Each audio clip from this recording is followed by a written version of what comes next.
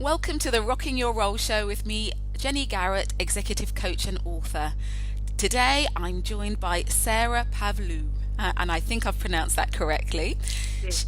Great. She is an independent business consultant and president of International Women in Business. I'm so pleased to have her here because actually she's been in lots of places all over the world, most recently Cyprus, but here in the UK at the moment. And she's got lots to share with those who view this video and also listen online. Welcome, Sarah. How are you? I'm very well, thank you. And thanks for having me, Jenny. It's great to be here. We're delighted. I'm delighted to have you and be able to speak to you because I know you've got lots of varied experience and will have lots of insights for us. So it's an honour to have you here. Oh. So I think without much ado, it would be really lovely just to know a bit more about you and your journey. You know, what do you do now? Because I described a couple of job titles, but that never really explains what we actually do for a living. So it would be really great to know what you do and maybe what motivates you. Absolutely, yeah. Well, my background, I've been 20 years in the retail business, and in doing so, I've been very much involved in franchising, so working on a global level, introducing brands into new markets. Right. And up until about 2 years, just over 2 years ago, I took the decision to go out alone, as many of us women do. Yes. And went as an independent business consultant and have done various, jobs and roles in different countries, like places like Russia and the Middle East. And in doing the retail sort of consultancy side, one of the things that's my great passion is investing in others, investing in people. So I do a lot of training, motivational, but also very retail specific. So it, obviously helps people with things like customer service, managing people, marketing out of the box, and this type of thing. And in doing so, whilst on that journey of sort of independence, obviously, for many of the listeners who are working as independent women in business, the crucial thing is being connected and getting connected and obviously sourcing new business, which is always a challenge. Yes. But one of the great things is the breaking down barriers, breaking down borders and getting connected on a global level rather than only in your local towns and cities and obviously in some cases regions. So what then sort of motivated me is I'm generally a very sort of outgoing character. I love to meet new people. I always see sort of networking opportunities as a great, challenge for me personally, but also incredibly inspiring to hear other stories. So in that journey of sort of networking and sort of forwarding my business and sourcing new clients, I put together an organisation called, as you know, International Women in Business. And it was formed primarily on LinkedIn as a group to start with. And really what that was about was sharing in a very authentic way, the ups and downs of what we all cope with in life is business and obviously our personal lives as well. And often in a business sense, it's, you aim to go high and you aim to get to the top. And sometimes the top may not be as rosy as one hoped. No. So we are challenged. So these sorts of experiences I began to share. And what has happened is it's escalated in such a way that we now have a membership of over 1,400 women across the globe. Wow. And we're all doing what I set out to do. And we all have that same like-minded approach of wanting to support one another and further our sort of professional and personal development. So one has sort of interlinked with the other. So I run the two at the moment. Goodness, busy woman. You know what they say? If you've got a job, give it to a busy woman. She'll get it done. Absolutely. So tell me, has retail changed a huge amount? You said that that part of your business, has that changed? Because I know they talk about the demise of the high street and all of that sort of thing. Are you facing a very changing world, or is it very similar to how it's been in the past? Retail, sadly, is probably one of the hardest and worst hit, with obviously recessions on a global level, and obviously it's hit in different areas. And we are moving. The technology business, e-commerce, and going online is so huge now. It's such a big thing. Stores are challenged. There's obviously a cost issue. You've obviously got sort of, the people issue. And sadly, retail, I mean, having lived in Cyprus for many years, one of the challenges I faced there in the retail business was retail wasn't a career. It's not always seen as a career, actually. It's more seen as a stop-off job or we'll do retail until we find our career. And I started in retail from 16 as a shop assistant, a Saturday girl, as many people will have said. Hands up. Exactly. And never would I have thought that, 20 years later here I would be a CEO of a leading brand in a foreign country, which is really, I think one of the things I've always trained is everything you do in life, every small experience you have is a building block. Excuse me, I have something in my eye. Okay. It's a building block to your full potential. I train people on those skills I learned as a 16-year-old on the shop floor where I was customer facing, which is so important. And this is a challenge obviously we're facing in retail now, is going online. How do you bring back that sort of personality, that face-to-face, the store manager with the customer through an internet and through an online experience? And obviously we've got all these self-checkouts. So slowly, they're trying to push us people out of the way and bring in technology. So there are certainly lots of challenging times, but exciting times at the same time. Yeah, I'm really curious about it all because I'm a big fan of internet shopping. So I'm probably one of these terrible people who are contributing to the demise. But I also remember my bank, NatWest, when they closed all of their branches, and they closed a lot of branches, the customers had a revolt and then they had to reopen them again. And I wonder if that's what we'll do, if it will come around in a bit of a circle and we'll say, well, we do need a bit of personal service, and there's only so far you can go. Yeah, I think we've got obviously this virtual world and that will inevitably develop. It is the changing world. But I think people, human beings generally, we always want to touch the garments that we buy. We will always have that there. It's this multi-channel retail business that we're part of. And that's where one of the things with e-commerce, we're actually doing an event very soon where I'm supporting international women in retail. We're doing that in London, and one of the things we're doing there is obviously sort of allowing women to stand up and say, look, this is where we are and what we've done. But one of the subjects we're doing is going global online, and it's all about e-commerce and the trends and how challenging but actually quite exciting it can be. Yes. It's getting balance, isn't it? Yes, yeah, completely. But I love that, the thought of breaking boundaries, and for women listening, not to think small, to think, you might be, you're doing your business from your kitchen table, but you can reach, out into the world. And actually this morning I found one of my blogs translated.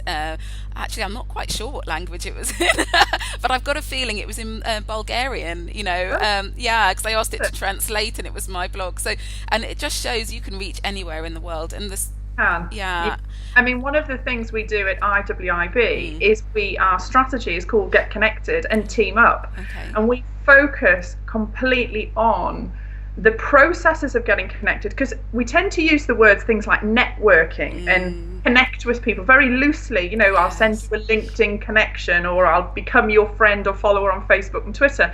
And people do it, but they don't do it with purpose and with they don't have the word quality in mind, they have the words quantity in mind. And one of the things we try to educate our ladies who are part of our organisation is that yes, it's important to connect, and yes, it's very important to build successful relationships, but there is a very specific way to do it, rather than randomly build up 3,000 connections on LinkedIn and therefore you'll all fall into place. It unfortunately doesn't work like that. But certainly breaking down barriers is key. Yeah, I'm sure people will find that really helpful actually, because I've heard people say, I've got the connection, but what do I say? What do I do next? Or what do I say? It's a classic. Will they really want to hear from me? So having something like that in place that you've got sounds excellent. And are the members, do you have to work in retail? Do you have to be a certain woman to be part of your organisation? No, what we do, funnily enough, I've had a few people ask me in interview this question. I was even asked if the men could join us, and it was something that was proposed to us in the very early days. And I actually did what I believe was correct, and I asked my members what would they like. And actually, one of the things we have that's sort of really different is that we don't categorize ourselves. We are all, to an extent, women in the business of making a difference. So that could be women, for example. We've got a lot of students that even join us who are looking for the inspiration from those that are already successful. We've then got sort of mid-level management, people who are sort of in their sort of mid-30s to 40s that may be on a career path that really they feel, I haven't exercised what I'm really about. I'm not reaching my full potential. And they haven't got either the tools nor necessarily the motivation to say, okay, I'm going to give it a go. So we've got that sort of angle. We've also then got CEOs and senior executives who just absolutely want to pay it forward. You know, they want to give back what they've struggled in many cases and thoroughly enjoyed in other cases, and share that with the network, which in turn it inspires. And this is this whole process of the connection and teaming up. We all team together to support one another, which is it's quite overwhelming what happens between the network. You know, I often get letters of people say, you know, I changed my career, or somebody inspired me today to make that first step. So no, it's wonderful. Oh, and thinking of struggles, because you said some of these CEOs and the struggles and being authentic and being honest about that, it would be really good for me to understand, know what sort of challenges you've faced in this sort of 20-year career, and also just starting International Women in Business from scratch, actually, on top of everything else. You know, what sort of challenges have you faced, and how have you been able to overcome those? Yeah, I think there's two parts to this, and I'm a strong believer in two things. One is mindset, and the other one is being practical. And one can sometimes overweigh the other. You know, fall into different steps. But probably I would say, if we're talking about on an entrepreneurial side with regards to, you know, setting up an organisation, my biggest challenge has been sustainability. And the reason for that is not because the organisation doesn't have its structure, etc., but you have to have people. And when it's a volunteering organisation, you know, that can be a challenge. But one of the things that we work on and we're currently building on is building up teams of people, so committees. So, and that also applies to the business world. If I go back to the days of being sort of head of a retailer and recruitment and teams, it was really important, first of all, to find the right people. Yes. Second of all, to ensure they all believe in the same value system. You know, they're all together with the same focus, this like-mindedness, and it applies exactly to IWIB. They all believe in what we stand for, what we believe in. Yes. I think that's very key. I also think it's important to delegate, to train people to delegate. It's a classic problem. I openly admit I am a victim of this myself. And we all do it at some point. We all take on too much. And often with the too much, we can become over ambitious or over extend ourselves. And then what was essentially, you know, a passion and a positive move forward can become an absolute nightmare for you, you know. So one of the things I would say is certainly on a people side is to ensure that they're like-minded, believe in your values, understand teamwork, to share and to delegate. And then from an emotional, that's a practical, on an emotional point of view, I think it's important that people have realistic expectations. One of the things that I constantly meet is a common problem that people say, I'm going to set up my own business because I don't like my job. Right. Or I don't want a boss. And unfortunately, we all have some form of boss at some point. Yes. That boss could be your customer. Yeah. So it's somebody demanding responsibility from you. And without doubt, to run your own business is an enormous responsibility on top of enormous amount of workload. Yes. So I think you know, often it's, you know, I'm a parent, I have two young children, and there's the balance of life, you know, and you have to see how can you practically do things, and are people supporting you? You know, we've all got husbands and partners and boyfriends or whatever stage of life we're at, and these people are important in our lives, and we need to sort of find a common denominator that supports both parts of your life. I think these are very realistic experiences that I've overcome, and many others that I talk to have overcome. Yes. But certainly, yeah, it's a balance. I love what you've said there, because delegation is a big one, and so many women that I speak to who are in business say, well, I can't afford to get a member of staff yet. I can't afford to get any help. I do need it, but I can't afford it. And there's a couple of things that I think about then. I think, well, how much are you being paid to do your admin or your bookkeeping, and is that your hourly rate? And if you paid someone a different hourly rate, which would be theirs, could you therefore invest that time to earn more?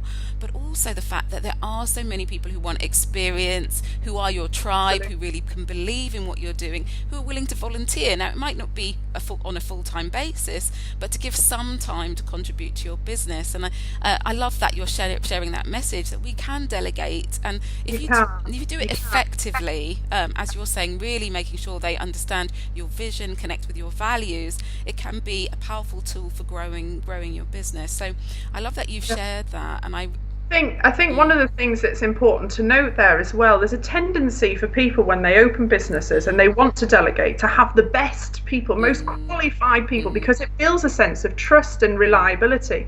But I have to tell you from my own experience, some of the best people I've worked with are fresh out of university or have done one job. Yes. And there are two reasons why. One, they're enormously enthusiastic. Yes. They come with new talent and new skills. And I think that's key. You have to accept. I mean, I'm in my 30s and I work with people who are in their 20s. And I say, my goodness, they know this Facebook way better than I do. So it's just an example, but we have to accept that we don't know everything. It doesn't matter because we're older that we may know. We'll have experience, yes, but there are new things coming out. Yes.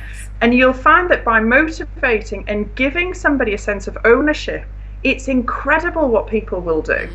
So it really, really is important to have faith in other people. Yes, absolutely. And what you're doing is you're giving them some experience, some learning. Exactly. So you're really giving a lot to them in the process. So it's not taking, it's giving. And Absolutely. Yeah. Thank you. I really hope people are getting that message, that you can build this tribe, you can build this wonderful feminine empire in a very organic and beautiful way. So you've talked about these two wonderful children and a husband and two big jobs, and I'm sure there's much more. Absolutely. How do you get balance? Is balance important to you? What is balance, for you? Yeah, it's my goodness, it's a subject I think at IWIB is probably the most talked about really? For us ladies. And people have very different perspectives, and I think we've sort of come to the conclusion that balance is very personal. We look for things like the word success as well. We sort of put a stereotypical of what society essentially builds a picture of what we consider success or balance. And I think what I would probably say from a personal point of view, there is no doubt about it, it's difficult. Yes. If anybody tells you that it's easy, they're making very beautiful stories for you. Yes. Certainly, I think you've got to have realistic expectations. You have to know that running a business is not a 9 to 5. It can be a 9 till midnight. It can be a 6 till midnight. It can be a 2 o'clock in the morning sometimes. It's not all the time. I think if you're passionate about what you do, it doesn't necessarily feel a job. It feels almost like a hobby, which is wonderful. If we then look at things like family and children, and obviously we have children and we have families for a reason, and it's very easy to get into modes of, you're under a lot of pressure and you've got demands and projects and people to deliver and support, and you can get swayed away from the responsibilities of your own family. And I think one of the challenges I faced was time, and it's knowing when to say, that's the end of my day. Yes. And you have to be absolutely strict with yourself and say, other people have left their offices. Yes. They are not their email in front of them, and it's okay because often I think a lot of the battle, and one of the messages I get from our network is people feel guilty. So they're feeling guilty as a mum, Yes. guilty as a wife, guilty as an employee, or a guilty as an owner. Yes. And I think what we have to be is a little kinder to ourselves and say, we are doing magnificent things. We are bringing up a super family, and we've got a super partner and husband or whatever it might be. And we've also got teams of people, but we also need to sleep, and we need to eat well, and we need to remain okay to support all of that. So yeah, certainly I would say time management, switch those laptops and phones and lock them away and say, this is dedicated time to your family or your friends or peers or whoever it is you want to socialize with. And these sort of rest periods actually are fantastic times to sort of reflect, look at what you've done in your day, maybe reshuffle things, and certainly you need that separation. Yeah, I couldn't agree more. You're really sharing the rocking your role mantra there, so I appreciate that, because that is exactly what it's all about.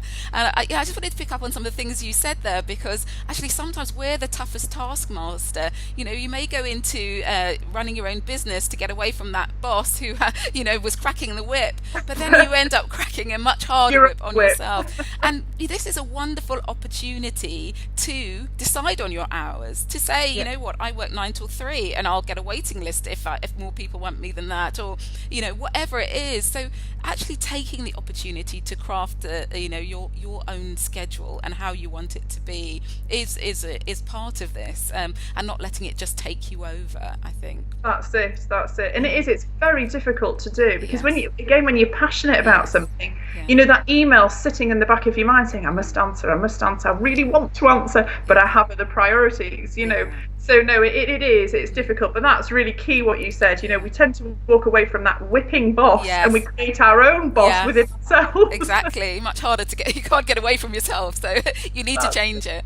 And I love the way you talked about guilt and the fact that it's just something that is quite inherent within us women. The Stylist magazine did a survey of women, 4,000 women, I think, and apparently 97% of women feel guilty at least once a day. I mean, that's a huge number. And what I say to women is, guilt is a rule you create that you decide you cannot break. So we create these rules. It is that's really key, actually. I think one of the things I would say there as well is, it's there's a tendency as well that I have days where I feel terribly guilty, and you sort of beside yourself, and then you say, Sarah, you chose this. Yes. You chose it. Nobody told you. And that's the hardest part for people to come to terms with, I think, is that they are the ones responsible for the guilt, not the other people, because we feel it, But it's a tough process. Yeah, but I'm sure we can rewrite the rules. If we created them, we can rewrite them. Absolutely. And sometimes it's just being more aware that we created them in the first place. I'm really enjoying our conversation and your honesty, and being candid about what it is to be a woman in business. It's fantastic, but it's not an easy ride either. And I think everyone should be aware of that. Be ready for the journey. Make sure you've got everything you need. It's incredibly rewarding, and when you do make the difference that you're looking to make, it's the best feeling. So it's worth all the rocky ride. Absolutely. So what advice would you give to women to rock their role in life? What advice would you give particularly? I think if you've got something that's really, I spent years in the retail business, like I said, and I always had this gut instinct. I can do something bigger, greater, and really help other people. I think you've got to know who you are as a person. You've got to really know what makes you tick, essentially. And then I think you've got to think about timing. I've got to think when in your life is the best time to make those moves. And a lot of women I know do that when they're in the process of family, where they're sort of on maternity leaves. People start rethinking. It's a sort of a changeable moment in life where people start rethinking their priorities and what they want to do. What I would say is, if you really, really believe what you have, you can deliver and do. It may not happen in a year, and it may not happen in 5, but plan it. That would be the first thing. Without doubt, plan. Have a vision and make it as big as you like. I make enormous visions that often people say I'm insane, but I'm determined to get there. So certainly I would say you need to plan, you need to have a vision, but the biggest word of all is tenacity. You've got to keep going. It's so easy when something becomes difficult to say, maybe this is fate. I'm just not meant to do it. Yes, And we all feel like that. And I have days I think, oh no, and then the next day I'm like, oh, this is marvelous. It is an emotional roller coaster, there's no doubt about it. But what's incredible is the learning process that you as a human being will go through. It's like you create your own university, your own life university of growing as a person. And every time a challenge comes to you or a barrier comes to you, treat it like that. This is my next new chapter of my life university. Learn it, absorb it, be proud that you overcame it, and because you'll be able to pay it forward. Yes. That's the wonderful part of it all. Your struggle or your upset or your frustrations will become somebody else's golden nugget that you will affect somebody else's life. And I think that's probably, from my point of view, the best thing you can do. The best thing you can do. So certainly just go for it, and really believe, and you can do it. You can do it. We can all do it. Yes. Can I ask you a question about dreaming big? Because you said you have big, grand visions. Some people find it really hard to do that. And I just wonder, have you always been like that? Does something help you do that? Is there a way that you find that helps you tap into doing that? I think I have to. I have to be honest. From growing up as a child, I was always told, I was brought up very sort of, if you want things in life, you get on and you do them. You don't talk about it. You walk the talk, not talk the walk, which is the common phrase.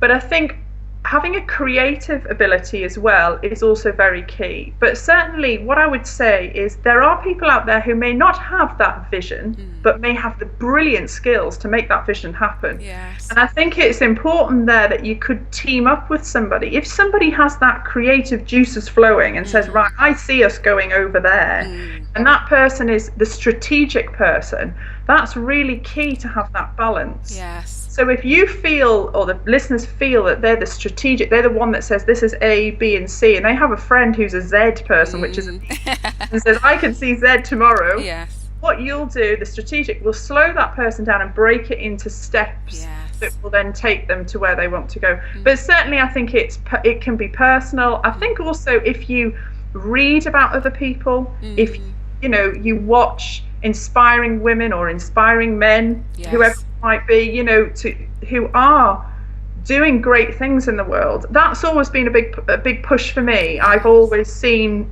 others and say, what makes them different? What makes them stand out? And how did they do it? Because there's no doubt about they will have struggled to do it. We don't all just wake up and everything's wonderful. But I think that would be key, is to, if you feel you don't have an ultimate vision but have a passion, take your passion and look at others that have a similar passion and say, what have they done with it? Yes. What have they achieved? Yeah, learn from others, and it will stretch that vision you have for yourself, because they've stretched it already. Okay, that's wonderful. That's really helpful. I think that's a very practical tip for everyone. So what next for you, Sarah? What's next for IWIB, your consultancy? Yeah, well, from IWIB's point of view, we've now obviously got up a networking platform. So from being this LinkedIn group, we've now got our own interactive forum online. We've also now got webinars that we do. We've got various events. We've got our Get Connected program, which is what I was mentioning before, which is doing incredibly well and was really exciting. So we're developing that and taking other levels. We are going to be in London at the RBTE, so we're going to be supporting international women in retail, where we brought a lot of our members who are key top executives in retail to support, which we give them all that support and exposure for their careers. We've got lots moving with IWIB. It's one of those changeable years and moving on. But from a consultancy point of view, I continue obviously to support people in different areas. Anything from sort of training perspective, or I actually go into retailers and help them with, sort of business development, restructuring, looking at troubleshooting essentially, looking where are the problems and what can we do to fix them. So I'm talking to people across the seas at the Yes. moment about new opportunities. So onwards and upwards, and more to come, I'm sure. Fantastic. Well, we know that, I mean, just listening to that, you've got a busy 2014 ahead of you, and future, and we'll watch this space. And if people want to just find IWIB, what's the web address to get involved? Yeah, we're www.iwib.org. Uh-huh. O-R-G. Oh, nice and easy. Or they can join the LinkedIn group, can't they? Absolutely, yes. We're on LinkedIn, Facebook, Pinterest, Twitter, the whole lot. Yes, they can find you, and and we'll put the details at the bottom of this as well. It's been such a wonderful treat to speak to you today, Sarah. I think you've given us so much. I'm taking from it hard work, tenacity, great visions, and actually just keep persevering, and you'll get there. Yeah. That's it, absolutely. It's a pleasure. Thank you for having me. No problem. Take care.